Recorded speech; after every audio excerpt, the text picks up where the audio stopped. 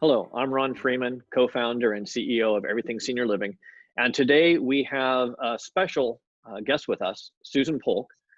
Susan Polk is an expert with Medicare, and we invited Susan to come and answer some questions that we have about Medicare, what makes it different from our regular insurance, and what we need to be looking out for. So Susan, welcome and thank you for joining us. Thank you. Thank you for having me. You're welcome. So let's just start. Can you just give us a little bit of your background on Medicare and your involvement with that insurance? Sure. I've been a licensed life and health insurance broker since 1971, and I've been specializing in Medicare for the last 20 years anyway. And my experience, I have Medicare myself. I think that it's when you turn 65 and get Medicare, it's a very exciting time because your insurance goes from a deductible plus 80% to virtually 100% coverage. I guess something to look forward to. So 65 is the age when it begins kicking in. Is that what I heard you say?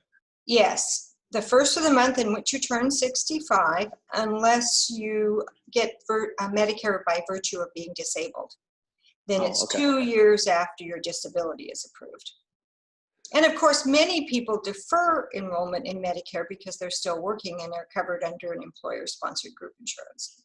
What benefit is there to somebody who chooses to do that?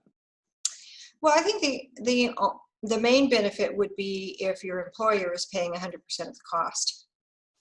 Then you can defer enrollment in Medicare. So if you're not getting 100% covered, it's a better option to go ahead and join the Medicare bandwagon? I think you need to crunch the numbers in that situation. Fair enough. So I currently have, an employer-sponsored healthcare plan, and 65 is not right around the corner, but it is coming up. So what differences are there between the plan that I have now and a Medicare plan? Does it work the same? Well, right now you probably have a PPO where Correct. You're dictated who you can go to based on the insurance company's list of providers. Once you have Medicare, you'll be able to go to any Medicare provider anywhere in the United States. Do a lot of doctors participate with Medicare? Well, here in our community in California, about 99.9% do, and I think that's similar across the country. So my network of providers is going to expand dramatically when I go from my current plan. Mm-hmm. Well, that's definitely an advantage. And so do I have a copay like I have with my current plan? Well, it depends on how you get your Medicare. There's two ways to get Medicare. One is you have Part A, which covers the hospital. Part B covers doctors and outpatient care. And then you would choose to have either a traditional Medicare supplement to supplement those benefits to pay the other 20%, for instance, for outpatient care. Or you can assign your benefits to an insurance company and get a Medicare Advantage plan. If you do that, then that supplants or replaces Medicare, and then you're back with an insurance company and a specific list of providers. So it sounds like there's two paths that I have to choose. Can I switch horses midstream? Do I need to choose one and stick with it? How does that work? If you choose traditional Medicare, you have 6 months from the time you get Medicare Part B to enroll in a Medicare supplement. You can enroll in a Medicare Advantage plan any fall with the new plan to start on January 1st. Okay. Let's take a step back. So I keep hearing Medicare Part A, B, C, D, all the different parts. Can we just do a quick walkthrough, kind of a primer of each one of them and how it works? Because that's very different than my current PPO. I don't have any parts. It's just all one big policy. Right. So first of all, there's Part A of Medicare. That covers hospital, skilled nursing facility, and related benefits. That is free for you once you turn 65. You paid for those premiums while you were working through payroll deduction. Then there's Medicare Part B, which covers the outpatient and professional fees. And that there's a cost. It's $144.60 in 2020, and it goes up a little bit each year. Okay, so back to Part A. I know with my insurance, it's kind of frustrating because, you know, I go into the hospital and the hospital's part of my network. I get billed by the hospital, but then I get billed by a bunch of other doctors as well. Some are part of my network, some are not part of my network. Does Part A cover all the doctors within the hospital as well, or just the hospital itself? Anything that is done in the hospital in an outpatient stay, including drugs, doctors, it's all covered by Medicare Part A. So it sounds to be a little simpler than my PPO plan for that aspect. It is. Okay. And then you say I have to pay for, so Part A. Is there anything else about Part A that I should know about? So let me just see if I get it right. It covers hospital, covers all the doctors in the hospital, covers surgery that I might have in the hospital? No, the surgery, the surgeon would be a separate bill. That would be covered under Part B. So some professional charges are covered by Part B.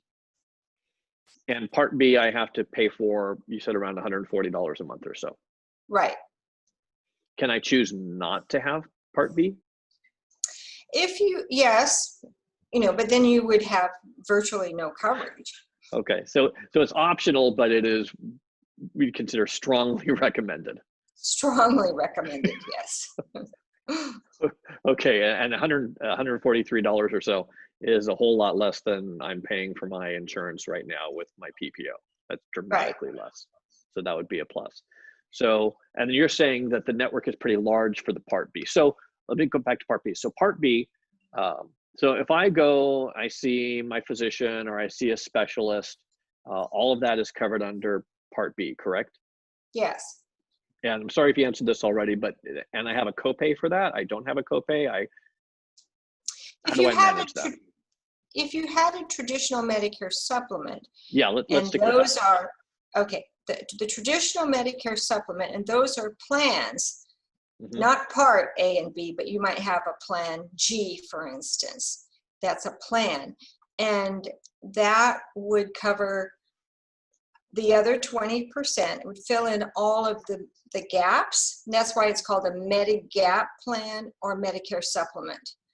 And a typical Plan G would pay 100% of all expenses, hospital, doctors, medical services, and supplies, except for the Part B deductible, which is very small. This year it's about $200. So basically, right now, you might have a $500 deductible, and then you get 80% coverage to a certain amount, and then 100% once you reach the out-of-pocket maximum. In Medicare, you have a small deductible, and then it covers 100% of everything.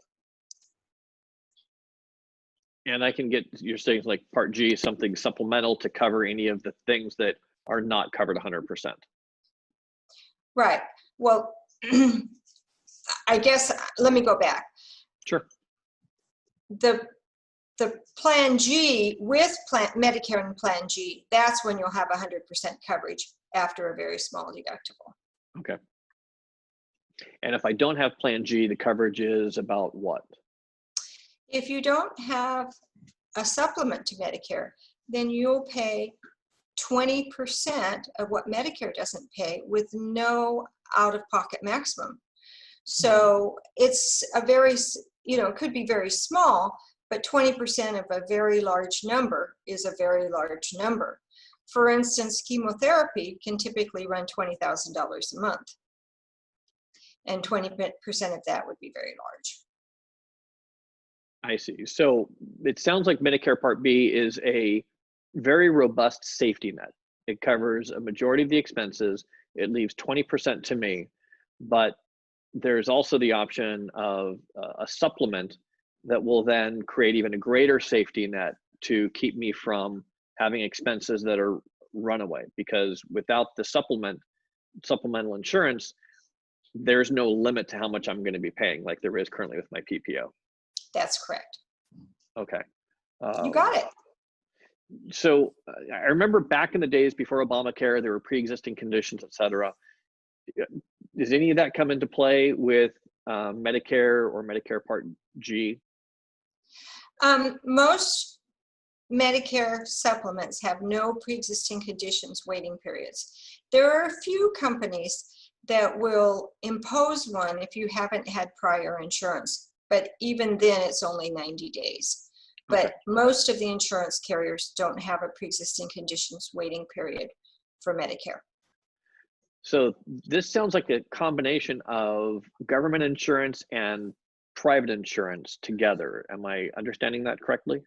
Yes. Okay. And all of the plans are standardized. A, B, D, G, those are all standardized. And whether you go to one insurance company or another, the benefits are exactly the same. Okay. Similar to Obamacare, where it's certain types of plans and whether I go to Blue Cross or Blue Shield or Health Net, or they're going to be identical or extremely similar. Yes. Okay. So you mentioned hospitals, you've mentioned physicians, and it sounds like the procedures and procedures, but we haven't talked about medication. So I take, I was very proud of it. I was, no medications for a while, then I had a health scare, and now I have medications, and some of them aren't necessarily cheap. How is medication covered under Medicare? Well, Part D was initiated in 2006 because, as you know, more and more people are taking medications, and some of them, like you said, are not inexpensive. There are 32 different plans in California. So Medicare sets Medicare sets the minimum or standard benefits for prescription drug plans, and then private insurance companies bid, and they're the ones who actually write the coverage and administer them. In California, Okay. there's 32 different plans, and the only way that you can choose the best plan for you is to enter your drugs on the Medicare website and then see what plan is best for you. And we help our clients do that. Okay, yeah, it's starting to sound. It was. I was getting it. It was pretty simple, and then when you said 32, it kind of threw me off. I'm like, okay, 32 plans. How in the world do I choose which one and the right one to do it? Do different plans have different pharmacies that can be used with it, or can I choose any pharmacy I'd like? Again, there's 32 different plans, and some of the plans have preferred pharmacies, and there are standard pharmacies. So Okay. not only do we have to account for what your drug list is, but we also have to account for the pharmacy that you'd like to use and whether or not you might like to use mail order. So what I don't hear you saying it directly, but I'm feeling it that when I'm ready to choose a Part D, I think talking to an insurance agent would be a good way to do it instead of handling it myself. Does it cost anything extra to go to an insurance agent to do this? Oh, no. We get paid commissions by the insurance company, and you would pay the same price whether you went direct to an insurance company or used the services of a broker. And of course, the advantage of using services of a broker is that they have multiple companies that they represent. You can find Okay. the best one for you. So once I choose, so I've got my plan A that just comes with turning 65. I have to apply for it, correct? I don't just automatically get it. If you're collecting Social Security, you will get a Medicare Part A and Part B card within 3 months of turning 65, 3 months before. If you're Okay. not collecting Social Security, then you have to initiate enrollment into Part A and Part B. And you do that through the Social Security office. Okay. So once I have the Part A and I have the Part B and I have the Part D, and let's say I have a Part G, am I good for ever, or do I have to renew them every so many months? How does all that work? The Medicare supplement is ongoing, but the Part D drug plan can change premiums, benefits, preferred pharmacies, even the drugs that they cover every single year. So you have to be alert and be willing to review your plan just about every year. So you're saying, so let's say I'm on 5 medications and my Part D plan covers all 5 medications at a good price. You're telling me that from year to year that can change with that particular company? Yes, and every company is required to give you an annual notice of change. It comes out in September, and that will give you an alert as to whether or not you're still going to be in the best plan. So if I need to change horses, I'm like, wow, okay, no, they're only covering one of my 5 medications now. When can I make that change so I don't have to start paying for my medications out of my own pocket? During the annual enrollment period, which is October 15th to December 7th. Okay. So I've got a window of time, and that's the same every year, or does that change every year? It's the same every year. Okay. That's good to know. Now, I've been in the same location for quite a few years, but I know people move around. And when I was working directly in senior living and helping people find the right community, frequently, mom would be moving from out of the area into our area. Are there any issues with the insurance when somebody moves, or once they get it, they've got it, and there's nothing they can do for a year? Absolutely, it's a very good time to review your plan. If you have Medicare and a Medicare supplement, the traditional way, then you're probably good to go. But if you have a Medicare Advantage plan, every time you move, you initiate a special enrollment period to change plans.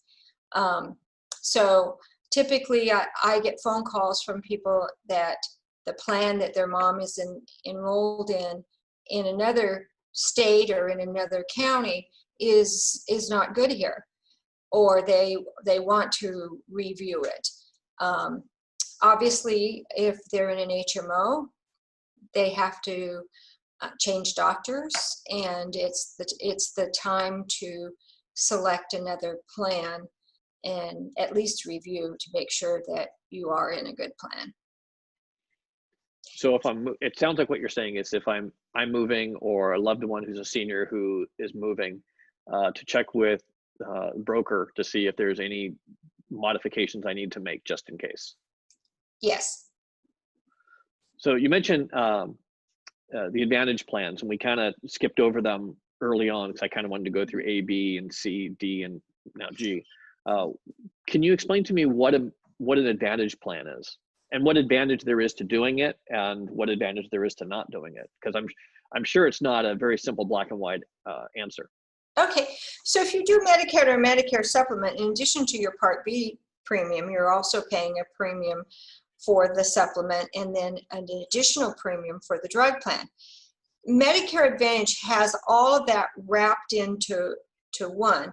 So you would only need to pay your Part B premium, and then in most cases a Medicare Advantage plan is a zero or very low premium. And everybody says, well, how can they do that? Well, they do it because they get an allowance from the federal government to assume what the federal government would normally be paying through Part A and Part B. So you're basically assigning your Medicare benefits to the insurance company, and then they have to provide at least as good benefits as having Part A and Part B alone. So what happens is that you're usually getting a copay. You would be required to pay a copay to doctors. You could have a copay per day for each day that you're in the hospital. And there is an out-of-pocket maximum. But most people are attracted to Medicare Advantage plans because there's little or no premium. Okay. And it sounds like it's possibly simpler because you're just dealing with, instead of A, B, C, D, E, G, just one plan. It's simpler as far as the administration of the premiums, but it may be an HMO, and most likely it's an HMO. So you have a restricted list of doctors. I see. And for instance, there are a lot of seniors who have a doctor come to the facility, and those doctors typically only take traditional Medicare and a Medicare supplement. So it might mean that you would have to pick up your loved one and take them to the doctor rather than having someone come to the facility once a month to visit them. I feel like every time I try to simplify this and say, oh, it's just this way, I'm hearing there's levels of nuance and gray areas that make it difficult to make the choice in a vacuum or on my own, or just going on the internet and just making choices. So I like the idea that we talked about earlier of talking to a broker to answer my questions when I get to that place. So you want to have a broker who knows the local landscape and how difficult it is to find doctors who take certain plans. What happens if you need specialty care outside of the area? You want to have all of those questions answered before you choose a plan for your loved one. So the local landscape is an important thing for someone who's advising to know, to be able to provide the right advice, I'm hearing you say. Yeah, Yes. I've lived in very large metropolitan areas. I've lived in small towns, and I've found that there are great differences between the two. Choice is very different as well. Yeah. So I live currently in a smaller town where finding a physician is extremely difficult, which is challenging. So it's actually kind of encouraging to hear that most physicians, at least in the area that you're an expert in, take Medicare. So that's got to be helpful. So taking a look at what we've discussed, let's say I'm turning 65 shortly. I show up in your office. Is there anything else that you'd want to tell me besides what we've covered here? Well, just make sure that you sign up during the appropriate times. You have 3 months before, the month of, and 3 months after your birthday. You want to do it ahead of time so that you have no gap in coverage. And you want to bring your drug list to the appointment so that they can help you evaluate the best drug plan. And also let your insurance broker know of any special needs that you might have. For example, if you go to a university hospital periodically for care, we want to make sure that if you are in a Medicare Advantage plan, that the Medicare Advantage plan associates with that particular hospital so that you can guarantee that you'll have continuation of care. Sounds great. Susan, it's very helpful. I know Medicare can be very confusing for a lot of people, which is why we've invited you to come and share kind of a primer with us. So thank you for doing that today. Much appreciated. And we look forward to seeing you again. You're welcome. Thank you. Thank you.